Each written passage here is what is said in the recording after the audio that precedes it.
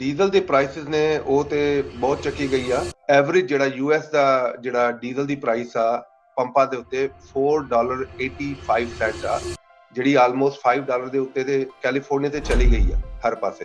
ਸਿਰਫ ਥੋੜੀ ਜੀ ਨੌਲੇਜ ਹੋਏ ਸਾਨੂੰ ਕੰਪਿਊਟਰ ਦੀ ਤੇ ਥੋੜੀ ਜੀ ਨੌਲੇਜ ਹੋਏ ਟੂਲ ਛੂਲ ਯੂਜ਼ ਕਰਨ ਦੀ, ਤੇ ਉਹਨੂੰ ਆਪਾਂ ਯੂਜ਼ ਕਰਕੇ ਤੇ ਵਧੀਆ ਤਰੀਕੇ ਨਾਲ ਯੂਐਸਏ ਡੀਪੀਐਫ ਕਲੀਨ ਦੀ ਜਿਹੜੀ ਪਾਰਟਨਰਸ਼ਿਪ ਫਰੈਂਚਾਈਜ਼ ਆ ਉਹ ਸ਼ੁਰੂ ਕਰ ਸਕਦੇ ਆ, ਜਿਹਦੇ ਨਾਲ ਜਿਹੜੇ ਐਂਟਰੀ ਲੈਵਲ ਤੇ ਤੁਸੀਂ 5000 ਮੋਸਟਲੀ ਮਿਨੀਮਮ ਬਣਾ ਸਕਦੇ ਹੋ ਜੇ ਤੁਸੀਂ ਉਹਨੂੰ ਐਜ਼ ਅ ਫੁੱਲ ਟਾਈਮ ਕਰੋ। ਸਵੇਰ 8 ਵਜੇ ਤੋਂ ਲੈ ਕੇ 5 ਵਜੇ ਤੱਕ ਕਰੋ। ਪਰ ਆਪਣੇ ਕਈ ਇਦਾਂ ਦੇ ਵੀ ਹੈਗੇ ਫਰੈਂਚਾਈਜ਼ ਜਿਹੜੇ ਇਸ ਵੇਲੇ ਡੀਲਰ ਪਾਰਟਨਰ ਹੈਗੇ ਜਿਹੜੇ 18000 ਤੱਕ ਵੀ ਕਲੀਅਰ ਕਰਦੇ ਨੇ ਮੰਥਲੀ।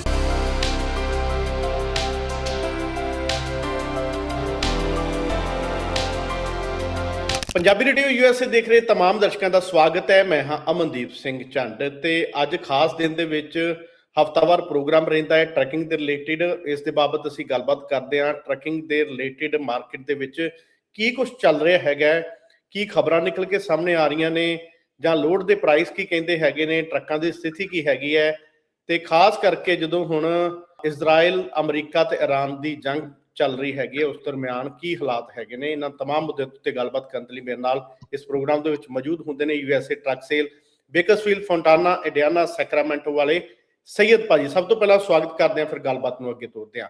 ਸੈਯਦ ਭਾਜੀ ਬਹੁਤ ਬਹੁਤ ਸਵਾਗਤ ਜੀ, ਸਤਿ ਸ਼੍ਰੀ ਅਕਾਲ। ਸਤਿ ਸ਼੍ਰੀ ਅਕਾਲ ਜੀ, ਨਮਸਕਾਰ, ਅਸਲਾਮ ਅਲੈਕੁਮ ਸਭ ਨੂੰ ਜੀ। ਸੈਯਦ ਭਾਜੀ, ਸਭ ਤੋਂ ਪਹਿਲਾਂ ਤਾਂ ਪ੍ਰੋਗਰਾਮ ਦੀ ਸ਼ੁਰੂਆਤ ਕਰਦੇ ਹੈਗੇ ਆ ਕਿ ਜਿਸ ਤਰੀਕੇ ਦੇ ਨਾਲ ਯੁੱਧ ਚੱਲ ਰਿਹਾ ਹੈਗਾ, ਜੰਗ ਚੱਲ ਰਹੀ ਹੈਗੀ ਹੈ, ਇੱਕ ਪਾਸੇ ਅਮਰੀਕਾ, ਇਜ਼ਰਾਈਲ ਤੇ ਈਰਾਨ, ਤੇ ਇਸ ਦਰਮਿਆਨ ਜੋ ਪ੍ਰਤੀਕਿਰਿਆਵਾਂ ਸਾਹਮਣੇ ਆ ਰਹੀਆਂ ਸੀਗੀਆਂ ਜੋ ਤੇਲ ਨੂੰ ਲੈ ਕੇ, ਡੀਜ਼ਲ ਨੂੰ ਲੈ ਕੇ, ਉਸੇ ਅਸਾਰ ਦੇ ਵਿੱਚ ਹੁਣ ਜਿਹੜਾ ਡੀਜ਼ਲ ਦੇ ਪ੍ਰਾਈਸ ਨੇ ਉਹ ਵੱਧ ਗਏ ਹੈਗੇ ਨੇ। ਪਹਿਲਾਂ ਵੀ ਮੁਸੀਬਤਾਂ ਜਿਹੜੀਆਂ ਘੱਟ ਨਹੀਂ ਸੀ ਹੋ ਰਹੀਆਂ ਟਰੱਕਾਂ ਵਾਲਿਆਂ ਦੀਆਂ। ਇਹਦੇ ਬਾਬਤ ਸਾਡੇ ਦਰਸ਼ਕਾਂ ਨੂੰ ਦੱਸ ਦਿਓ ਕਿ ਕੀ ਪ੍ਰਾਈਸ ਚੱਲ ਰਿਹਾ, ਤੇ ਜੇਕਰ ਜੰਗ ਲੰਬੀ ਚੱਲਦੀ ਹੈ ਤੇ ਫਿਰ ਆਉਣ ਵਾਲੇ ਦਿਨਾਂ ਦੇ ਵਿੱਚ ਇਹ ਪ੍ਰਾਈਸ ਹੋਰ ਉੱਪਰ ਵੱਲ ਨੂੰ ਜਾਣਗੇ। ਜੀ, ਜਿਹੜਾ ਡੀਜ਼ਲ ਦੇ ਪ੍ਰਾਈਸਿਸ ਨੇ ਉਹ ਤੇ ਬਹੁਤ ਚੱਕੀ ਗਈ ਆ। 40% ਜਿਹੜਾ ਹੈ ਉੱਤੇ ਗਿਆ ਸੀ।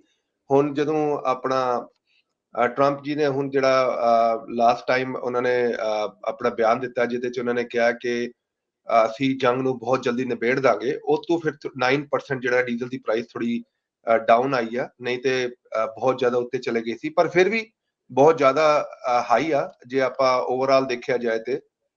ਜਿਹੜਾ ਐਵਰੇਜ ਜਿਹੜਾ ਯੂਐਸ ਦਾ ਜਿਹੜਾ ਡੀਜ਼ਲ ਦੀ ਪ੍ਰਾਈਸ ਆ ਪੰਪਾਂ ਦੇ ਉੱਤੇ $4.85 ਆ, ਜਿਹੜੀ ਆਲਮੋਸਟ $5 ਦੇ ਉੱਤੇ ਤੇ ਕੈਲੀਫੋਰਨੀਆ ਤੇ ਚਲੀ ਗਈ ਆ ਹਰ ਪਾਸੇ। ਤੇ ਜਦੋਂ ਆਪਾਂ ਲੋਡਾਂ ਦੇ ਪ੍ਰਾਈਸ ਦੇਖੀਏ ਤੇ ਲੋਡਾਂ ਦੀ ਪ੍ਰਾਈਸ, ਕਿਉਂਕਿ ਜਦੋਂ ਜੰਗ ਲੱਗੀ ਥੋੜੀ ਜਿਹੀ ਲੋਡਾਂ ਦੀ ਪ੍ਰਾਈਸ ਵੀ ਥੋੜੀ ਘੱਟ ਹੋਈ ਆ। ਜਿਹੜੀ ਕੰਟਰੈਕਟ ਦੀ ਪ੍ਰਾਈਸ ਸੀਗੀ ਡਰਾਈ ਦੀ, ਉਹ ਸੀਗੀ ਤੁਹਾਨੂੰ ਯਾਦ ਹੀ ਹੋਣਾ ਆਪਾਂ ਗੱਲ ਕੀਤੀ ਸੀ $2.52, $2.53। ਅੱਜ ਵੀ ਉਹ $2.56 ਆ, ਪਰ ਜਿਹੜਾ ਸਪੌਟ ਰੇਟ ਸੀਗਾ ਉਹ ਘੱਟ ਹੋ ਗਿਆ, ਉਹ $2.40 ਹੋ ਗਿਆ, ਜਿਹੜਾ ਆਲਰੇਡੀ $2.50 ਤੇ ਪਹੁੰਚ ਗਿਆ ਸੀ। ਜੇ ਆਪਾਂ ਰੀਫਰ ਦੀ ਗੱਲ ਕਰੀਏ, ਰੀਫਰ ਚ ਵੀ ਸੇਮ ਹੀ ਸਿਚੁਏਸ਼ਨ ਆ ਕਿ ਜਿਹੜਾ ਕੰਟਰੈਕਟ ਰੇਟ ਆ ਉਹ ਤੇ $2.93 ਆ, ਪਰ ਸਪੌਟ ਰੇਟ ਥੋੜਾ ਘੱਟ ਹੋ ਗਿਆ, $2.80 ਹੋ ਗਿਆ। ਤੇ ਜੇ ਆਪਾਂ ਫਲੈਟ ਬੈਡ ਦੀ ਗੱਲ ਕਰੀਏ ਤੇ ਫਲੈਟ ਬੈਡ ਚ ਵੀ ਸੇਮ ਹੀ ਸਿਚੁਏਸ਼ਨ ਆ, ਪਰ ਓਵਰਆਲ ਫਲੈਟ ਬੈਡ ਜਿਹੜਾ ਹੈ ਉਹ ਇੰਪਰੂਵ ਹੋ ਰਿਹਾ ਕਿ ਤੁਹਾਨੂੰ ਪਤਾ ਹੀ ਹੈ ਥੋੜਾ ਜਿਹਾ ਸੀਜ਼ਨ ਵੀ ਸ਼ੁਰੂ ਹੋਣ ਵਾਲਾ, ਤੇ ਸਪੌਟ ਰੇਟ ਜਿਹੜਾ ਫਲੈਟ ਬੈਡ ਦਾ ਉਹ $2 ਤੇ ਆਪਣਾ 86 ਹੈਗਾ, ਵਿਚ ਇਜ਼ ਕੁਆਇਟ ਸਟਰੋਂਗ, ਤੇ ਕੰਟਰੈਕਟ ਜਿਹੜਾ ਹੈ ਉਹ $3.22। ਜੇ ਆਪਾਂ ਰੀਫਰ ਤੇ ਡਰਾਈ ਦੀ ਗੱਲ ਕਰੀਏ, ਜਿਹੜਾ ਮੋਸਟਲੀ ਜਿਹੜਾ ਪ੍ਰਾਈਸ ਹੈਗੀ ਉਹ ਅਪ ਹੈਗੀ ਮਿਡਵੈਸਟ ਦੀ। ਡਰਾਈ ਦੇ ਅੰਦਰ ਹੈਗਾ $2.80 ਮਿਡਵੈਸਟ ਦਾ, ਤੇ ਖਾਲੀ ਵੈਸਟ ਦਾ ਦੇਖੀਏ ਤੇ ਉਹ $2.19 ਦਾ, ਤੇ ਬਹੁਤ ਡਿਫਰੈਂਸ ਆ।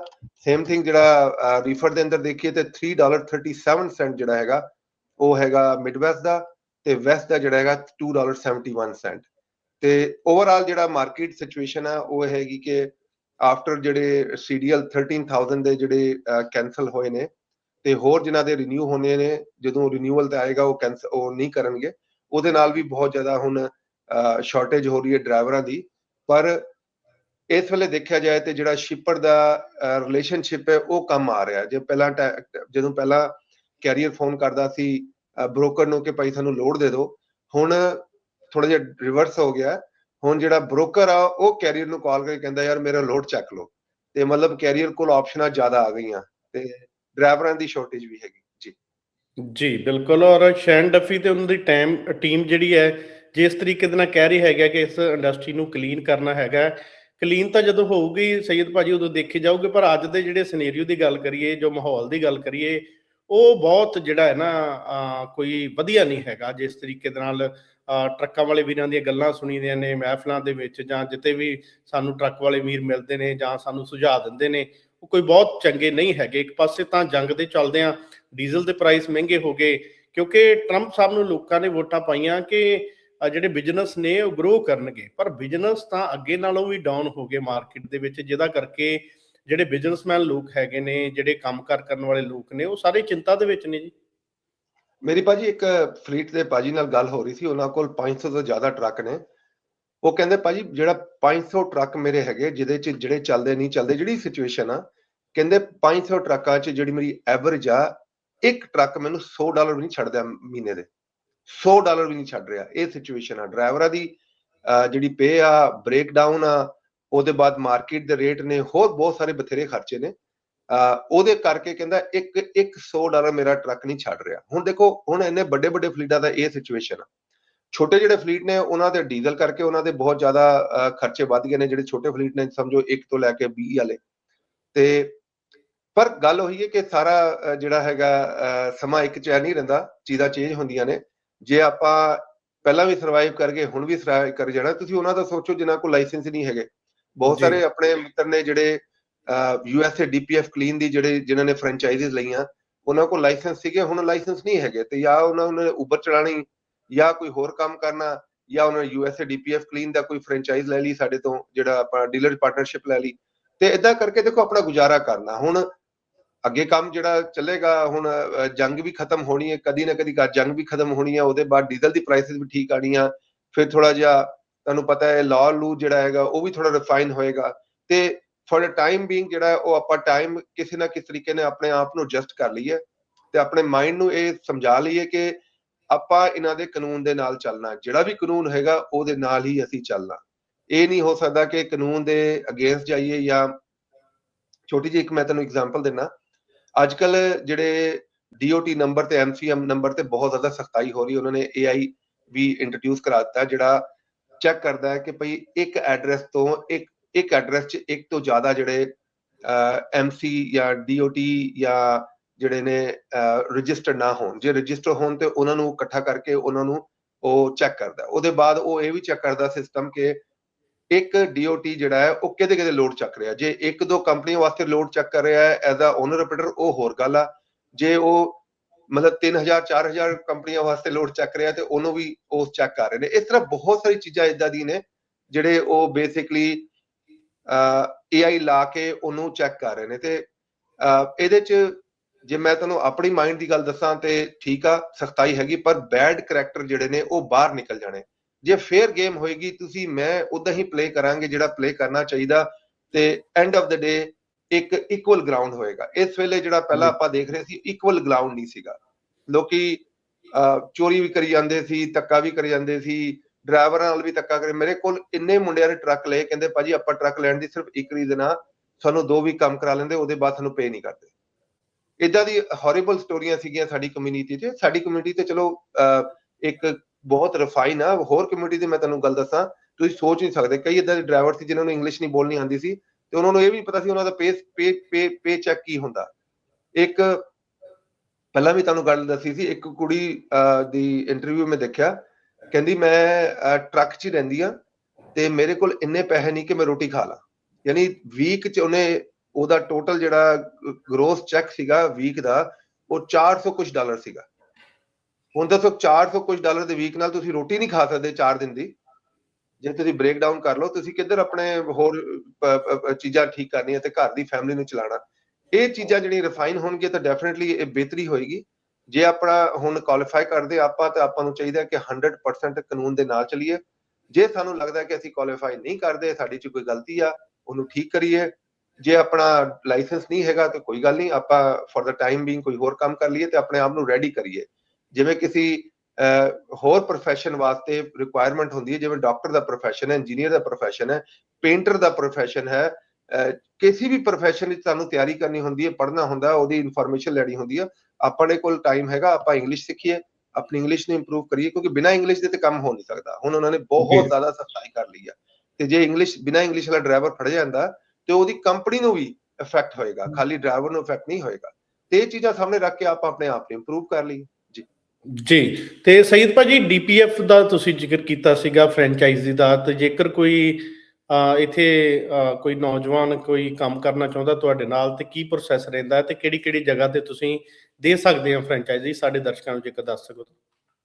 ਜੀ, ਉਹ ਸਾਡਾ ਜਿਹੜਾ ਇੱਕ ਸਿਸਟਮ ਹੈਗਾ, ਉਹਦੇ 'ਚ ਅਸੀਂ ਹਰ ਲੋਕੇਸ਼ਨ ਵਾਸਤੇ ਇੱਕ ਸਰਟਨ ਅਮਾਊਂਟ ਰੱਖੀ ਹੈ। ਆਪਾਂ ਓਵਰਫਲੋ ਨਹੀਂ ਕਰਨਾ ਚਾਹੁੰਦੇ, ਕਿਉਂਕਿ ਦੇਖੋ ਪਹਿਲਾ ਜਿਹੜਾ ਸਟੇਜ ਸੀਗਾ ਆਪਣੇ ਡੀਪੀਐਫ ਕਲੀਨਿੰਗ ਦਾ, ਉਹ ਸੀਗਾ ਕਿ ਲੋਕਾਂ ਨੂੰ ਪਤਾ ਨਹੀਂ ਸੀਗੀ ਕਿ ਇਹ ਤਰੀਕੇ ਨਾਲ ਵੀ ਡੀਪੀਐਫ ਸਾਫ਼ ਹੋ ਸਕਦਾ ਹੈ। ਅਗਲੀ ਸਟੇਜ ਆਈ ਜਿਹਦੇ 'ਚ ਆਪਾਂ ਨੇ ਪ੍ਰੂਵ ਕਰ ਦਿੱਤਾ ਇਹ ਸਭ ਕੁਝ ਹੋ ਸਕਦਾ ਹੈ, ਤੇ ਉਹਦੇ ਅਗਲੀ ਸਟੇਜ ਹੁਣ ਇਹ ਆ ਗਈ। ਹੁਣ ਆਪਾਂ ਲੋਕਾਂ ਨੂੰ ਕਹਿ ਰਹੇ ਹਾਂ, ਆਪਣੇ ਫਲੀਟਾਂ ਨੂੰ ਕਹਿ ਰਹੇ ਹਾਂ, ਆਪਣੇ ਡਰਾਈਵਰਾਂ ਨੂੰ ਕਹਿ ਰਹੇ ਹਾਂ ਕਿ ਭਾਈ ਤੁਸੀਂ ਵੇਟ ਨਾ ਕਰੋ ਕਿ ਜਦੋਂ ਲਾਈਟ ਆ ਜਾਏ। ਲਾਈਟ ਜਦੋਂ ਆ ਜਾਂਦੀ ਹੈ ਫਿਰ ਹੋਰ ਵੀ ਬਹੁਤ ਸਾਰੇ ਕੰਮ ਖਰਾਬ ਹੋ ਜਾਂਦੇ। ਤੁਸੀਂ ਹਰ ਸਾਲ ਆਪਣਾ ਇੱਕ ਵਾਰੀ ਡੀਪੀਐਫ ਕਲੀਨ ਕਰਾ ਲਿਆ ਕਰੋ, ਕਿਉਂਕਿ ਉਹਦੇ ਨਾਲ ਇੱਕ ਮੇਨਟੇਨੈਂਸ ਟੂਲ ਹੈਗਾ। ਜਿਵੇਂ ਆਪਾਂ ਆਇਲ ਚੇਂਜ, ਕਈ ਲੋਕੀ, ਹੁਣ ਮੈਂ ਸਰੇਆਮ ਜਿਹਾ ਗੱਲ ਕਰ ਰਿਹਾ, ਹੁਣ ਆਪਣੇ ਬਹੁਤ ਸਾਰੇ ਲੋਕ ਨੇ ਜਿਹੜੇ ਆਇਲ ਚੇਂਜ 50,000 ਤੇ ਕਰਾਉਂਦੇ ਨੇ। ਜੀ, ਮੈਂ ਮੰਨਦਾ 50,000 ਤੇ ਹੋਣਾ ਚਾਹੀਦਾ, ਪਰ ਉਹਦੀ ਹੋਰ ਰਿਕੁਆਇਰਮੈਂਟ ਵੀ ਬਹੁਤ ਜ਼ਿਆਦਾ ਨੇ ਕਿ ਆਈਡਲ ਨਹੀਂ ਹੋਣਾ ਚਾਹੀਦਾ ਟਰੱਕ ਨੂੰ। ਉਹਦੀ ਹੋਰ ਰਿਕੁਆਇਰਮੈਂਟ ਵੀ ਬਹੁਤ ਜ਼ਿਆਦਾ ਹੈ। ਤੁਹਾਨੂੰ ਸਿੰਥੈਟਿਕ ਆਇਲ ਲੈਣਾ ਚਾਹੀਦਾ, ਸਿੰਥੈਟਿਕ ਆਇਲ ਦੇ ਬਾਅਦ ਤੁਹਾਡਾ ਡੀਜ਼ਲ ਜਿਹੜਾ ਉਹ ਬੈਸਟ ਹੋਣਾ ਚਾਹੀਦਾ, ਡੀਪੀਐਫ ਜਿਹੜਾ ਫਲੂਇਡ ਉਹ ਬੈਸਟ ਹੋਣਾ ਚਾਹੀਦਾ। ਹੁਣ ਤੁਹਾਨੂੰ ਪਤਾ ਰਸਤੇ 'ਚ ਕਦੀ ਡੀਪੀਐਫ ਮਾੜਾ ਮਿਲ ਜਾਂਦਾ, ਕਦੀ ਡੀਜ਼ਲ। ਹੁਣ ਮੇਰੀ ਆਪਣੀ ਜਿਹੜੀ ਦੱਸਾਂ, ਮੈਂ ਹੁਣ ਲੋਕਲ ਇੱਕ ਜਗ੍ਹਾ ਤੋਂ ਡੀਜ਼ਲ ਪਵਾਇਆ ਤੇ ਮੇਰਾ ਟਰੱਕ ਅੱਜ 3 ਦਿਨ ਹੋ ਗਏ, ਉਹਦੇ 'ਚ ਫਿਊਲ ਪੰਪ ਵੀ ਭਰ ਗਿਆ, ਉਹਦੇ 'ਚ ਜਿਹੜਾ ਆਪਣਾ ਫਲੂਇਡ ਵੀ, ਫਿਲਟਰ ਜਿਹੜਾ ਉਹ ਵੀ ਭਰ ਗਿਆ। ਤੇ ਹੁਣ ਮੇਰਾ ਜਦੋਂ ਤੱਕ ਸਮਾਨ ਆਏਗਾ, ਇੰਸਟਾਲ ਹੋਏਗਾ, ਡੀਜ਼ਲ ਪੁਰਾਣਾ ਨਿਕਲੇਗਾ, ਉਹ ਸਾਰਾ, ਮਤਲਬ ਬਹੁਤ ਸਾਰੇ ਵੇਰੀਏਬਲ ਮਾਰਕੀਟ 'ਚ ਹੁੰਦੇ ਨੇ। ਤੇ ਜਿਹੜੇ ਬੈਸਟ ਇਹੀ ਹੈ ਕਿ ਜਿਹੜਾ ਆਇਲ ਚੇਂਜ ਆ ਉਹ ਤੁਸੀਂ 20,000 ਮਾਈਲ ਤੋਂ 25,000 ਮਾਈਲ ਦਾ ਕਰਾ ਲਿਆ ਕਰੋ, ਜਿਹੜੀ ਅਸੀਂ ਪੂਰੀ ਇਨਵੈਸਟੀਗੇਸ਼ਨ ਕੀਤੀ। ਸੇਮ ਥਿੰਗ ਜਿਹੜਾ ਹੋਰ ਬਹੁਤ ਸਾਰੀ ਮੇਨਟੇਨੈਂਸ ਨੇ, ਉਹਦਾ ਤੁਸੀਂ ਵੇਟ ਨਾ ਕਰੋ। ਟਰਾਂਸਮਿਸ਼ਨ ਆਇਲ ਜਿਹੜਾ ਹੈ ਉਹ ਟਾਈਮ ਤੇ ਚੈੱਕ ਕਰ ਲਿਆ ਕਰੋ ਤੇ ਚੇਂਜ ਕਰਾ ਲਿਆ ਕਰੋ। ਇੱਕ ਇਦਾਂ ਦੀ ਚੀਜ਼ਾਂ ਨੇ ਜਿਹੜੀਆਂ ਡਿਪੈਂਡ ਕਰਦੀਆਂ ਨੇ ਟਰੱਕ ਦੀ ਓਵਰਆਲ ਪਰਫਾਰਮੈਂਸ ਤੇ, ਕਿਉਂਕਿ ਜਿਹੜਾ ਟਰੱਕਿੰਗ ਬਿਜ਼ਨਸ ਆ ਉਹ ਹੈਗਾ ਪਰ ਮਾਈਲ ਦਾ ਬਿਜ਼ਨਸ। ਉਹ ਹੈਗਾ, ਜਿਵੇਂ ਆਪਾਂ ਮਜ਼ਾਕ ਕਰਦੇ ਆ, ਇਹ ਜਿਹੜਾ ਇਹ ਚਵਾਨੀਆਂ ਦਾ ਤੇ ਅਠਾਨੀਆਂ ਦਾ ਤੇ ਡਾਲਰਾਂ ਦਾ ਬਿਜ਼ਨਸ ਹੈਗਾ। ਇਹ ਨਹੀਂ ਹੈਗਾ ਕਿ ਤੁਸੀਂ ਲੱਖਾਂ ਕਰੋੜਾਂ ਦੀ ਗੱਲ ਕਰੋ। ਤੇ ਜੇ ਤੁਸੀਂ ਆਪਣੇ ਪਰ ਮਾਈਲ 'ਚ ਪੈਸੇ ਬਚਾ ਲਓ, ਜੇ ਤੁਸੀਂ ਡੀਪੀਐਫ ਨੂੰ ਕਲੀਨ ਕਰਾ ਲੈਂਦੇ ਹੋ ਸਾਲ 'ਚ ਇੱਕ ਵਾਰੀ, ਜੇ ਲੌਂਗ ਡਿਸਟੈਂਸ ਚੱਲਦਾ, ਜੇ ਲੋਕਲ ਚੱਲਦਾ, ਤੇ 6 ਮਹੀਨੇ ਬਾਅਦ ਆਪਣਾ ਡੀਪੀਐਫ ਕਲੀਨ ਕਰਾ ਲਓ, ਤੁਹਾਡੀ ਪਰ ਮਾਈਲ 'ਚ ਫਿਊਲ ਦੀ ਕਾਸਟ ਘੱਟ ਹੋ ਜਾਏਗੀ, ਤੁਹਾਡੇ ਪਰ ਮਾਈਲ 'ਚ ਬ੍ਰੇਕਡਾਊਨ ਦੀ ਕਾਸਟ ਘੱਟ ਹੋ ਜਾਏਗੀ, ਤੁਹਾਡੇ ਪਰ ਮਾਈਲ 'ਚ ਜਿਹੜਾ ਮੇਨਟੇਨੈਂਸ ਦੀ ਕਾਸਟ ਘੱਟ ਹੋ ਜਾਏਗੀ। ਉਹਦੇ ਬਾਅਦ ਜਿਹੜਾ ਪ੍ਰੈਸ਼ਰ ਵਾਪਸੀ ਜਾਂਦਾ, ਜਿਹੜਾ ਡੀਪੀਐਫ, ਜਿਹੜਾ ਜੇ ਡੀਪੀਐਫ ਕਲੌਗ ਹੋਏ ਜਾਂ ਭਰਿਆ ਹੋਏ ਤੇ ਤੁਸੀਂ ਫਿਰ ਵੀ ਟਰੱਕ ਨੂੰ ਚਲਾਉਂਦੇ ਰਹੋ ਤੇ ਟਰੱਕ ਜ਼ੋਰ ਲਾਏ ਤੇ ਪਹਾੜੀ ਤੇ ਚੱਲੇ, ਪ੍ਰੈਸ਼ਰ ਜਿਹੜਾ ਵਾਪਸ ਜਾਂਦਾ ਉਹ ਈਜੀਆਰ ਨੂੰ ਵੀ ਖਰਾਬ ਕਰਦਾ ਹੈ, ਉਹ ਜਿਹੜਾ ਟਰਬੋ ਨੂੰ ਵੀ ਖਰਾਬ ਕਰਦਾ ਹੈ, ਉਹ ਜਿਹੜਾ ਟਰੱਕ ਦੀ ਪਾਵਰ ਵੀ ਖਤਮ ਕਰਦਾ ਹੈ। ਇਹ ਬਹੁਤ ਸਾਰੀ ਚੀਜ਼ਾਂ ਇਕੱਠੀਆਂ ਹੋ ਜਾਂਦੀਆਂ ਤੇ ਇਹ ਚੀਜ਼ ਕਰਕੇ ਜੇ ਤੁਸੀਂ ਸਾਨੂੰ ਕਾਲ ਕਰ ਲਓ, ਅਸੀਂ 1833-546-4247 ਜਾਂ ਸਾਡੀ ਵੈਬਸਾਈਟ ਚੈੱਕ ਕਰ ਲਓ usadpfclean.com। ਲੋਕੇਸ਼ਨਾਂ ਸਾਡੇ ਕੋਲ ਅਵੇਲੇਬਲ ਨੇ, ਅਸੀਂ ਤੁਹਾਨੂੰ ਐਕਸਪਲੇਨ ਕਰਾਂਗੇ। ਪਰ ਜਿਹੜੀ ਸਭ ਤੋਂ ਇੰਪੋਰਟੈਂਟ ਚੀਜ਼ ਆ ਉਹ ਸਾਡਾ ਪ੍ਰੋਸੈਸ ਆ, ਉਹਦੇ ਬਾਅਦ ਸਾਡਾ AI ਟੂਲ ਆ, ਕਿਉਂਕਿ ਸਾਨੂੰ ਮਕੈਨਿਕ ਦਾ ਐਕਸਪੋਜ਼ਰ ਨਹੀਂ ਚਾਹੀਦਾ ਇਸ ਕੰਮ 'ਚ।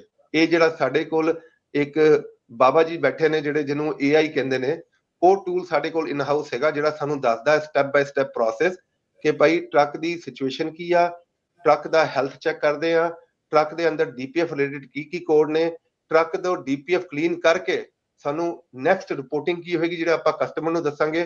ਹੁਣ ਕਈ ਕਸਟਮਰ ਇਸ ਤਰ੍ਹਾਂ ਨੇ, ਉਹਨੂੰ ਮੈਂ ਛੋਟੀ ਜਿਹੀ ਐਗਜ਼ਾਮਪਲ ਦਿੰਦਾ।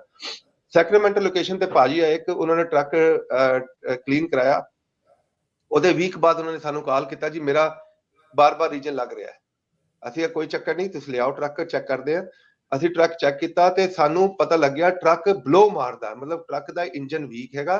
ਤੇ ਉਹਦਾ ਜਦੋਂ ਕੰਪਿਊਟਰ ਨੇ ਸਾਨੂੰ ਦੱਸਿਆ, ਉਹਦਾ ਜਿਹੜਾ ਢੱਕਣ ਖੋਲਿਆ ਤੇ ਉਹਦਾ ਕ੍ਰੈਂਕ ਕੇਸ ਸੈਂਸਰ ਤੋਂ ਉਹਨੇ ਸ਼ੁਰੂ ਕੀਤਾ, ਫੜਿਆ ਆਪਣਾ ਕੰਪਿਊਟਰ ਨੇ, ਕ੍ਰੈਂਕ ਕੇਸ ਸੈਂਸਰ ਬਾਰ-ਬਾਰ ਭਰੀ ਜਾਂਦਾ ਸੀ। ਜਦੋਂ ਉਹਨੂੰ ਢੱਕਣ ਖੋਲਿਆ ਤਾਂ ਉਹਨੂੰ ਅੰਦਰ ਬਲੋ ਆਉਂਦਾ ਸੀ, ਤਾਂ ਉਹਦਾ ਇੰਜਨ ਵੀਕ ਸੀਗਾ। ਜਦੋਂ ਟਰੱਕ ਦਾ ਇੰਜਨ ਵੀਕ ਆ ਤੇ ਉਹ ਬਹੁਤ ਜ਼ਿਆਦਾ ਸੂਟ ਕ੍ਰੀਏਟ ਕਰੇਗਾ, ਜਿਹਨੂੰ ਧੂਆਂ ਕਹਿੰਦੇ ਹੋ ਜਾਂ ਕੱਚਾ ਧੂਆਂ ਕਹਿੰਦੇ ਹੋ। ਉਹਨੇ ਜਾ ਕੇ ਫਿਰ ਜਿਹੜਾ ਆਪਣਾ ਕ੍ਰੈਕ ਐਂਡ ਫਿਲਟਰ ਸੀਗਾ ਉਹਨੂੰ ਭਰ ਦਿੱਤਾ। ਜਦੋਂ ਉਹਨੂੰ ਭਰ ਦਿੱਤਾ ਤੇ ਉਹਦੇ ਬਾਅਦ ਜਿਹੜਾ ਟਰੱਕ ਨੂੰ ਬਰੀਥਿੰਗ ਨਹੀਂ ਹੋ ਰਹੀ ਸੀ, ਟਰੱਕ ਨੂੰ ਬਰੀਥਿੰਗ ਨਹੀਂ ਹੋ ਰਹੀ ਤੇ ਉਹ ਬਾਰ-ਬਾਰ ਉਹ ਜ਼ੋਰ ਲਾਉਣ ਵਾਸਤੇ ਆਪਣਾ ਰੀਜਨ ਲਾ ਰਿਹਾ ਸੀ। ਫਿਰ ਆਪਾਂ ਕਸਟਮਰ ਨੂੰ ਜਦੋਂ ਐਕਸਪਲੇਨ ਕੀਤਾ ਤੇ ਉਹਦੇ ਰੈਮੇਡੀ ਤਾਂ ਇਹੀ ਹੈ ਇੰਜਨ ਨੂੰ ਠੀਕ ਕਰਾਉਣਾ ਹੁੰਦਾ, ਪਰ ਉਹਦੇ ਕਈ ਹੋਰ ਰੈਮੇਡੀਆਂ ਨੇ ਫॉर ਟਾਈਮ ਬੀਇੰਗ, ਜਿਵੇਂ ਉਹਦੇ 'ਚ ਜਿਹੜਾ ਆਇਲ ਪਾ ਦੋ ਥਿਕ ਵਾਲਾ ਤੇ ਉਹ ਬਰਨ ਨਾ ਕਰੇ ਆਇਲ, ਇਸ ਤਰ੍ਹਾਂ ਦੀ ਹੋਰ ਬਹੁਤ ਰੈਮੇਡੀਜ਼ ਨੇ। ਉਹ ਸਾਰੀ ਚੀਜ਼ਾਂ ਸਾਨੂੰ ਕੰਪਿਊਟਰ ਦੱਸਦਾ ਤੇ ਇਹ ਚੀਜ਼ਾਂ ਆਪਾਂ ਸਾਹਮਣੇ ਰੱਖ ਕੇ ਆਪਾਂ ਸਿਰਫ ਥੋੜੀ ਜਿਹੀ ਨੌਲੇਜ ਹੋਏ ਸਾਨੂੰ ਕੰਪਿਊਟਰ ਦੀ ਤੇ ਥੋੜੀ ਜਿਹੀ ਨੌਲੇਜ ਹੋਏ ਜਿਹੜਾ ਆਪਣਾ ਖੋਲਣ ਦੀ, ਆਪਣਾ ਟੂਲ ਯੂਜ਼ ਕਰਨ ਦੀ, ਆਪਣੇ ਆਪ ਨੂੰ ਜ਼ਖਮੀ ਨਾ ਕਰ ਲਈ, ਆਪਾਂ ਟੂਲ ਯੂਜ਼ ਕਰਨਾ ਇੰਨਾ ਆਉਣਾ ਚਾਹੀਦਾ ਤੇ ਉਹਨੂੰ ਆਪਾਂ ਯੂਜ਼ ਕਰਕੇ ਤੇ ਵਧੀਆ ਤਰੀਕੇ ਨਾਲ USA DPF ਕਲੀਨ ਦੀ ਜਿਹੜੀ ਪਾਰਟਨਰਸ਼ਿਪ ਫਰੈਂਚਾਈਜ਼ ਆ ਉਹ ਸ਼ੁਰੂ ਕਰ ਸਕਦੇ ਆ, ਜਿਹਦੇ ਨਾਲ ਜਿਹੜੇ ਐਂਟਰੀ ਲੈਵਲ ਤੇ ਤੁਸੀਂ 5000 ਮੋਸਟਲੀ ਮਿਨੀਮਮ ਬਣਾ ਸਕਦੇ ਹੋ ਜੇ ਤੁਸੀਂ ਉਹਨੂੰ ਐਜ਼ ਅ ਫੁੱਲ ਟਾਈਮ ਕਰੋ, ਸਵੇਰ 8 ਵਜੇ ਤੋਂ ਲੈ ਕੇ 5 ਵਜੇ ਤੱਕ ਕਰੋ। ਪਰ ਆਪਣੇ ਕਈ ਇਦਾਂ ਦੇ ਵੀ ਹੈਗੇ ਫਰੈਂਚਾਈਜ਼ ਜਿਹੜੇ ਇਸ ਵੇਲੇ ਡੀਲਰ ਪਾਰਟਨਰ ਹੈਗੇ ਜਿਹੜੇ 18000 ਤੱਕ ਵੀ ਕਲੀਅਰ ਕਰਦੇ ਨੇ ਮੰਥਲੀ, ਪਰ ਡੈਫੀਨਿਟਲੀ ਉਹਨਾਂ ਦੀ ਐਫਰਟਸ ਬਹੁਤ ਜ਼ਿਆਦਾ ਨੇ, ਉਹਨਾਂ ਦਾ ਜਿਹੜਾ ਫੋਕਸ 100% ਹੈਗਾ ਤੇ ਉਹਨਾਂ ਦੀ ਜਿਹੜੀ ਕਮਿਊਨਿਟੀ 'ਚ ਰਿਲੇਸ਼ਨਸ਼ਿਪ ਹੈ ਉਹ ਬਹੁਤ ਵਧੀਆ ਜੀ। ਜੀ ਬਿਲਕੁਲ ਜੀ। ਔਰ ਸਈਦ ਭਾਜੀ ਮੈਨੂੰ ਗੈਰ ਰਸਮੀ ਤੌਰ ਤੇ ਦੱਸ ਵੀ ਰਹੇ ਸੀਗੇ ਕਿ ਇੱਕ ਤਾਂ $250 ਡਾਇਗਨੋਸ ਦਾ ਲੱਗ ਜਾਂਦਾ ਹੈ ਜੇਕਰ ਤੁਸੀਂ ਕੰਪਿਊਟਰ ਲਾ ਕੇ ਚੈੱਕ ਕਰਵਾਉਣਾ ਹੋਵੇ ਸੌਫਟਵੇਅਰ ਦੇ ਰਾਹੀਂ ਕਿ ਤੁਹਾਡੇ ਟਰੱਕ ਦੇ ਵਿੱਚ ਪ੍ਰੋਬਲਮ ਕੀ ਹੈਗੀ ਹੈ। ਸਈਦ ਭਾਜੀ ਡਾਇਗਨੋਸਟ ਕਰਕੇ ਜੇਕਰ ਕੋਈ ਹੋਰ ਵੀ ਇਸ਼ੂ ਆ ਸਾਰਾ ਡਿਟੇਲ ਦੇ ਵਿੱਚ ਦੱਸ ਦਿੰਦੇ ਆ ਟਰੱਕ ਵਾਲੇ ਵੀਰਾਂ ਨੂੰ? ਜੀ ਦੇਖੋ, ਸਭ ਤੋਂ ਪਹਿਲੀ ਗੱਲ ਹੈ ਕਿ ਡਾਇਗਨੋਸ 'ਚ ਟੂਲ ਬਹੁਤ ਸਾਰੇ ਨੇ, ਹਰ ਟਰੱਕ ਦਾ ਇੱਕ ਆਪਣਾ ਟੂਲ ਆ। ਉਹਦਾ ਜਿਹੜਾ ਅਗਲਾ ਸਿਸਟਮ ਹੈ, ਹਰ ਸੌਫਟਵੇਅਰ ਦੇ ਆਪਣੀ ਇੱਕ ਸਟੱਡੀ ਆ। ਜਿਵੇਂ ਐਗਜ਼ਾਮਪਲ ਦੇ ਰਿਹਾ ਆਪਾਂ ਡਿਟਰੋਇਟ ਦੀ ਗੱਲ ਕਰਦੇ ਹਾਂ, ਡਿਟਰੋਇਟ ਦਾ ਜਿਹੜਾ ਸੌਫਟਵੇਅਰ ਹੈ DDDL, ਉਹਦੇ ਅੰਦਰ ਜਿਹੜਾ 1000 ਚੀਜ਼ਾਂ ਨੇ ਜਿਹੜੀਆਂ ਸਕੂਲੇ ਜਾ ਕੇ ਤੁਸੀਂ ਪੜ੍ਹਦੇ ਹੋ। ਉਹਦੇ ਬਾਅਦ ਜਿਹੜਾ ਦੂਜਾ ਸੌਫਟਵੇਅਰ ਆ ਕਮਿੰਸ ਇਨਸਾਈਡ, ਉਹਦੇ ਅੰਦਰ 1000 ਚੀਜ਼ਾਂ ਨੇ ਤੇ ਕੰਪਲੀਟ ਡਿਫਰੈਂਟ ਹੈ, ਦੋਵੇਂ ਸੌਫਟਵੇਅਰ ਬਿਲਕੁਲ ਡਿਫਰੈਂਟ ਨੇ। ਉਹਦੇ ਬਾਅਦ ਜਿਹੜਾ ਹੋਰ ਸੌਫਟਵੇਅਰ ਨੇ ਜਿਵੇਂ ਡੇਵੀ 4 ਆ ਆਪਣਾ ਪੈਕਰ ਦਾ, ਉਹਦੀ ਹਰ ਚੀਜ਼ ਕੰਪਲੀਟ ਡਿਫਰੈਂਟ ਆ। ਉਹਦੇ ਬਾਅਦ ਬਾਲਬੋ ਦੀ। ਹੁਣ ਜੇ ਆਪਾਂ ਇੱਕ ਦੇਖੀਏ ਜਿਹੜਾ ਰੀਅਲ ਅਪਰੋਚ ਆ, ਜਿਹੜਾ ਆਪਾਂ ਜਾਣਦੇ ਹਾਂ ਚੀਜ਼ ਨੂੰ, ਜਿਹੜਾ ਬਾਲਬੋ ਦਾ ਮਕੈਨਿਕ ਆ ਉਹ ਬਾਲਬੋ ਨੂੰ ਜਾਣਦਾ, ਉਹ ਡਿਟਰੋਇਟ ਦਾ ਮਕੈਨਿਕ ਨਹੀਂ ਹੈ। ਤੇ ਜਿਹੜਾ ਡਿਟਰੋਇਟ ਦਾ ਮਕੈਨਿਕ ਆ ਉਹ ਕਮਿੰਸ ਦਾ ਮਕੈਨਿਕ, ਉਹ ਚਲੋ ਥੋੜਾ ਬਹੁਤਾ ਹੱਥ ਪੈਰ ਤੇ ਮਾਰ ਲੇਗਾ ਪਰ ਉਹਨੂੰ ਉਹਦੀ ਅੰਡਰਸਟੈਂਡਿੰਗ ਇੰਨੀ ਜ਼ਿਆਦਾ ਨਹੀਂ ਹੈ। ਇਹ ਹੈਗੀ ਅੱਜ ਦੀ ਕਹਾਣੀ। ਪਰ ਜਦੋਂ AI ਟੂਲ ਆ ਗਿਆ, ਜਿਹੜਾ ਟੂਲ ਅਸੀਂ ਇਨਵੈਂਟ ਕੀਤਾ ਹੈ ਆਪਣਾ USA DPF ਕਲੀਨ ਦੇ ਅੰਦਰ, ਉਹ ਅਸੀਂ ਸਾਡੀ ਨੌਲੇਜ ਆ USA ਟਰੱਕ ਸੇਲ ਦੀ, ਜਿਹੜੀ ਆਪਾਂ ਪਿਛਲੇ ਕਿੰਨੇ ਸਾਲਾਂ ਤੋਂ ਜਿਹੜਾ ਟਰੱਕ ਵੇਚਦੇ ਆ ਤੇ ਉਹਦੀ ਨੌਲੇਜ ਆ, ਉਹਦੇ ਨਾਲ ਅਸੀਂ ਇਹ ਟੂਲ ਬਣਾਇਆ। ਉਹਦੇ ਅੰਦਰ ਜਦੋਂ ਆਪਾਂ ਇਨਫੋਰਮੇਸ਼ਨ ਪਾਉਂਦੇ ਆ ਕਿਸੇ ਵੀ ਸੌਫਟਵੇਅਰ ਦੀ, ਕਿਸੇ ਵੀ ਟਰੱਕ ਦੀ, ਈਵਨ ਅਸੂਜ਼ੂ ਦੀ, ਈਵਨ ਹਿਨੋ ਦੀ, ਤੇ ਈਵਨ ਜਿਹੜਾ ਮੈਂ ਤੈਨੂੰ ਮਜ਼ਾਕ ਕਰ ਰਿਹਾ ਪਰ ਇਹ ਰੀਅਲੀ ਗੱਲ ਹੈ ਕਿ ਆਪਾਂ ਹੁਣ ਇੱਕ ਪਿਕਅਪ ਟਰੱਕ ਸੀਗਾ ਰੈਮ ਦਾ 150, ਕਸਟਮਰ ਨੂੰ ਸਾਨੂੰ ਕਾਲ ਕੀਤਾ ਕਿਉਂਕਿ ਜਿਹੜੀ ਸਾਡੀ ਹੋਰ ਲੋਕੇਸ਼ਨਾਂ ਨੇ ਈਸਟ ਵੱਲ ਉਹ ਤੇ ਕਰਦੀਆਂ ਨੇ, ਅਸੀਂ ਨਹੀਂ ਕਰਦੇ ਸੀ ਕਿਉਂਕਿ ਸਾਡੇ ਕੋਲ ਉਹਦਾ ਨਾ ਸੌਫਟਵੇਅਰ ਹੈਗਾ ਨਾ ਕੋਈ ਹੋਰ ਚੀਜ਼ ਆ। ਕਸਟਮਰ ਨੇ ਸਾਨੂੰ ਜੋਰ ਲਾਇਆ ਜੀ ਸਾਨੇ ਕਰਾਣਾ ਮੈਨੂੰ ਕਰ ਦਿਓ, ਜੇ ਨਹੀਂ ਵੀ ਹੁੰਦਾ ਤਾਂ ਤੁਸੀਂ ਕਰ ਦਿਓ। ਅਸੀਂ ਉਹਦਾ ਕੰਮ ਕੀਤਾ ਤੇ ਉਹਦਾ ਜਿਹੜਾ ਤੁਸੀਂ ਵੀਡੀਓ ਦੇਖੀ ਹੋਣੀ ਆ, ਈਵਨ ਪਿਕਅਪ ਟਰੱਕ ਦੀ ਜਿਹੜੀ ਚੀਜ਼ ਦੇ ਅੰਦਰ ਸਾਨੂੰ ਕੋਈ ਇਨਫੋਰਮੇਸ਼ਨ ਨਹੀਂ ਸੀ, ਉਹਦਾ ਵੀ ਸਾਰਾ ਕੰਪਿਊਟਰ ਨੂੰ ਦੱਸਿਆ ਕਿ ਅਗਲਾ ਸਟੈਪ ਕੀ ਕਰਨਾ ਤੇ ਉਹਦੇ ਚ ਕੀ ਕੋਡ ਨੇ ਤੇ ਕਿੱਦਾਂ ਠੀਕ ਹੋਣਗੇ। ਤੇ ਜਦੋਂ ਉਹ ਕੋਡਾਂ ਨੂੰ ਆਪਾਂ ਸਿਸਟਮ ਚ ਪਾਉਂਦੇ ਹੋ, ਉਹ ਸਮਝੋ 1000 ਤੋਂ ਜ਼ਿਆਦਾ ਮਕੈਨਿਕੀ ਦਾ ਉਹਦੇ ਕੋਲ ਸਾਰਾ ਇਨਫੋਰਮੇਸ਼ਨ, 1000 ਨਹੀਂ ਮੈਂ ਕਹਾਂ ਲੱਖਾਂ ਮਕੈਨਿਕਾਂ ਦਾ ਉਹਦੇ ਅੰਦਰ ਇਨਫੋਰਮੇਸ਼ਨ ਆ। ਤੇ ਜਿਹੜੀ ਲੱਖਾਂ ਮਕੈਨਿਕਾਂ ਦਾ ਦਿਮਾਗ ਆ ਉਹ AI ਦੇ ਅੰਦਰ ਪਿਆ ਤੇ ਉਹ ਜਿਹੜੇ ਤੁਹਾਨੂੰ ਆਨਸਰ ਦਿੰਦਾ, ਉਹ ਆਨਸਰ ਨੂੰ ਤੁਸੀਂ ਬੈਸਟ ਆਨਸਰ ਸਮਝ ਸਕਦੇ ਹੋ। ਯਾਨੀ ਮੈਂ ਤੁਹਾਨੂੰ ਇੱਕ ਪਹਿਲਾਂ ਗੱਲ ਦੱਸੀ ਥੋੜੀ ਟਾਈਮ ਜ਼ਿਆਦਾ ਹੋ ਗਿਆ। ਇੱਕ ਫਲੀਟ ਕੋਲ ਅਸੀਂ ਗਏ, ਉਹਨਾਂ ਨੇ ਕਿਹਾ ਜੀ ਸਾਡੇ ਕੋਲ ਟਰੱਕ ਆ ਤੇ ਟਰੱਕ ਦੇ ਅਸੀਂ ਸਭ ਕੁਝ ਚੇਂਜ ਕਰ ਲਿਆ, ਅਸੀਂ ਇਹ ਵੀ ਚੇਂਜ ਕਰ ਲਿਆ, ਉਹ ਵੀ ਚੇਂਜ ਕਰ ਲਿਆ, ਉਹ ਵੀ ਚੇਂਜ ਕਰ ਲਿਆ, ਪਰ ਇਹਦਾ DPF ਚੱਲਦਾ ਨਹੀਂ। ਅਸੀਂ ਕਿਹਾ ਕੋਈ ਗੱਲ ਨਹੀਂ ਜੀ, ਸਾਨੂੰ ਚਾਂਸ ਦਿਓ। ਉਹ ਜਿਹੜੇ ਮਕੈਨਿਕ ਸਾਹਿਬ ਸੀਗੇ ਉਹ ਤੇ ਸਾਡੇ ਨਾਲ ਸਹਿਮਤ ਨਹੀਂ ਸੀਗੇ। ਉਹਨਾਂ ਨੇ ਕਿਹਾ ਜੀ ਮੈਂ ਤੇ ਮਕੈਨਿਕ ਆ, ਤੁਸੀਂ ਕੀ ਚੀਜ਼ ਹੋ? ਅਸੀਂ ਕਿਹਾ ਸਾਨੂੰ ਪਤਾ ਨਹੀਂ, ਇੱਕ ਚਾਂਸ ਦਿਓ। ਜਿਹੜੇ ਮਾਲਕ ਸੀ ਕੰਪਨੀ ਦੇ ਉਹਨਾਂ ਨੂੰ ਚਾਂਸ ਦਿੱਤਾ, ਉਹਨਾਂ ਕਿਹਾ ਭਾਈ ਇਹਨੂੰ ਕਰਨ ਦਿਓ। ਉਹ ਸਾਡਾ ਜਦੋਂ ਟੈਕਨੀਸ਼ੀਅਨ ਲੱਗਾ ਉਹਨੇ ਕੰਪਿਊਟਰ ਲਾ ਦਿਆ, ਅਸੀਂ ਯੂਜ਼ ਕਰਦੇ ਹਾਂ ਐਨੀ ਡੈਸਕ, ਉਹ ਮੈਂ ਵੀ ਨਾਲ ਇਨਵੋਲਵ ਹੋ ਗਿਆ ਕਿਉਂਕਿ ਵੱਡਾ ਅਕਾਊਂਟ ਸੀਗਾ। ਆਪਾਂ ਜਦੋਂ ਕੰਪਿਊਟਰ 'ਚ ਪਹਿਲੀ ਉਹਦੇ 'ਚ ਸਕਰੀਨਸ਼ਾਟਾਂ ਪਾਈਆਂ ਜਿਹੜਾ ਐਰਰ ਕੋਡ ਸੀਗੇ, ਕੰਪਿਊਟਰ ਨੇ ਸਾਨੂੰ ਕਿਹਾ ਭਾਈ ਤੁਸੀਂ ਕੀ ਕਰ ਰਹੇ ਹੋ? ਇਹ ਤੇ ਤੁਸੀਂ ਜਿਹੜਾ ਉਹਦੇ ਅੰਦਰ ਨੌਕ ਸੈਂਸਰ ਪਾਇਆ, ਜਿਹੜੀ ਹੋਰ ਚੀਜ਼ਾਂ ਪਾਈਆਂ, ਉਹ ਤੁਸੀਂ ਇਨੀਸ਼ੀਏਟ ਹੀ ਨਹੀਂ ਕੀਤੀਆਂ ਹੈ। ਅਸੀਂ ਕਿਹਾ ਇਹ ਕੀ ਚੀਜ਼ ਹੁੰਦਾ ਇਨੀਸ਼ੀਏਟ? ਉਹ ਕਹਿੰਦਾ ਭਾਈ ਜਦੋਂ ਉਹਦੇ 'ਚ ਕੋਈ ਹਾਰਡਵੇਅਰ ਫੇਲਿਅਰ ਹੁੰਦਾ, ਕੋਈ ਨਵਾਂ ਹਾਰਡਵੇਅਰ ਪਾਉਂਦੇ ਹੋ ਤੁਸੀਂ ਇਨੀਸ਼ੀਏਟ ਕਰਨਾ ਹੁੰਦਾ। ਅਸੀਂ ਕਿਹਾ ਦੱਸੋ ਜੀ ਕਿੱਦਾਂ ਇਨੀਸ਼ੀਏਟ ਕਰਨਾ, ਉਹਨੇ ਕਿਹਾ ਇਹ ਇੱਧਰ ਜਾਓ ਇੱਧਰ ਜਾਓ ਇੱਧਰ ਜਾਓ, ਮੈਂ ਕਰੀ ਗਿਆ ਨਾਲ ਨਾਲ। ਜਦੋਂ ਸਭ ਕੁਝ ਹੋ ਗਿਆ, ਰੀਜਨ ਲਾਇਆ, ਉਹਦੇ ਬਾਅਦ ਨੇ ਕਿਹਾ ਹੁਣ SCR ਰੀਜਨ ਲਾਓ, SCR ਰੀਜਨ ਲਾਇਆ, ਉਹਨੇ ਹਰ ਚੀਜ਼ ਓਕੇ ਕਰ ਦਿੱਤੀ। ਕਹਿਣ ਦਾ ਮਕਸਦ ਹੈ ਕਿ ਇੱਕ ਪ੍ਰੋਫੈਸ਼ਨਲ ਬੰਦੇ ਨੂੰ ਜਿਹੜਾ 500-600 ਟਰੱਕਾਂ ਦਾ ਫਲੀਟ ਚਲਾ ਰਿਹਾ, ਉਹਨੂੰ ਨਹੀਂ ਪਤਾ ਉਹ ਚੀਜ਼ਾਂ ਦਾ ਜਿਹੜਾ ਤੁਹਾਨੂੰ ਕੰਪਿਊਟਰ ਦੱਸਦਾ। ਜੀ ਜੀ, ਇਹ ਚੀਜ਼ਾਂ ਤੁਸੀਂ ਮਾਈਂਡ 'ਚ ਰੱਖੋ। ਤੇ ਹੁਣ ਦੁਨੀਆ ਬਹੁਤ ਚੇਂਜ ਹੋ ਗਈ ਆ, ਹੁਣ ਦੁਨੀਆ ਇੰਨੀ ਚੇਂਜ ਹੋ ਗਈ ਆ ਕਿ ਤੁਸੀਂ ਆਪਣਾ ਜਿੰਨੀ ਵੀ ਅੱਜ ਤੱਕ ਦੀ ਨੌਲੇਜ, ਅੱਜ ਤੱਕ ਦੀ ਹਿਊਮੈਨਿਟੀ ਕੋਲ ਨੌਲੇਜ ਆ, ਉਹ ਸਾਰੀ AI ਕੋਲ ਪਈ ਆ। ਉਹ ਸਾਰੀ AI ਤੁਹਾਨੂੰ ਬਾਲਬੋ ਤੋਂ ਲੈ ਕੇ ਜਿੰਨੇ ਵੀ ਮੈਨੂਫੈਕਚਰ ਉਹਨਾਂ ਤੋਂ ਕੱਢ ਕੇ ਤੁਹਾਨੂੰ 1 ਮਿੰਟ 'ਚ ਪ੍ਰੋਵਾਈਡ ਕਰ ਦਿੰਦੀ, ਜਿਹੜਾ ਟੂਲ ਅਸੀਂ ਯੂਜ਼ ਕਰ ਰਹੇ। ਜੀ ਜੀ ਜੀ, ਬਿਲਕੁਲ ਜੀ। ਔਰ ਜੇਕਰ ਕਿਸੇ ਟਰੱਕ ਵਾਲੇ ਵੀਰ ਨੇ DPF ਕਲੀਨ ਕਰਵਾਉਣਾ ਤਾਂ TV ਸਕਰੀਨ ਦੇ ਉੱਪਰ ਨੰਬਰ ਦਿੱਤਾ ਗਿਆ ਹੈਗਾ। ਸਭ ਤੋਂ ਪਹਿਲਾਂ ਡਾਇਗਨੋਸਟ ਕਰਕੇ ਤੁਹਾਨੂੰ ਦੱਸਣਗੇ ਤੁਹਾਡਾ ਫਿਲਟਰ ਭਰੇ ਕਿੰਨੇ ਹੋਏ ਹੈ। ਫਿਰ ਉਸ ਤੋਂ ਬਾਅਦ ਜੇਕਰ ਕੋਈ ਹੋਰ ਪ੍ਰੋਬਲਮ ਹੈਗੀ ਆ ਤਾਂ ਉਹ ਵੀ ਤੁਹਾਨੂੰ ਪੂਰੀ ਰਿਪੋਰਟ ਤਿਆਰ ਕਰਕੇ ਦੇਣਗੇ। ਇਹ ਪੂਰਾ ਸਹੀਦ ਭਾਜੀ ਕੀ ਚਾਰजेस ਕਰਦੇ ਜਾਂਦੇ ਨੇ, ਦੱਸ ਦਿਓ ਸਾਡੇ ਦਰਸ਼ਕਾਂ ਨੂੰ। ਸਾਡਾ ਭਾਜੀ ਜਿਹੜਾ ਵੀ US ਕੈਨੇਡਾ ਕਿਹੜੀ ਵੀ ਲੋਕੇਸ਼ਨ ਤੇ ਜਾਓਗੇ, ਇੱਕ ਹੀ ਚਾਰਜ ਹੈਗਾ 995। ਜੇ ਤੁਸੀਂ ਸਾਡੀ ਲੋਕੇਸ਼ਨ ਤੇ ਆ ਕੇ ਕਰਾਉਂਦੇ ਹੋ ਤਾਂ 995। ਇਹਦੇ ਚ ਡਾਇਗਨੋਸਟਿਕ ਵੀ ਇਨਕਲੂਡ ਹੈ, ਇਹਦੇ ਚ ਪ੍ਰੋਸੈਸ ਵੀ ਇਨਕਲੂਡ ਹੈ, ਇਹਦੇ ਚ ਲੇਬਰ ਵੀ ਇਨਕਲੂਡ ਹੈ, ਇਹਦੇ ਚ ਕੈਮੀਕਲ ਵੀ ਇਨਕਲੂਡ ਆ, ਇਹਦੇ ਚ ਜਿਹੜਾ ਆਖਰ ਚ ਰਿਪੋਰਟਿੰਗ ਆ ਉਹ ਵੀ ਇਨਕਲੂਡ ਆ।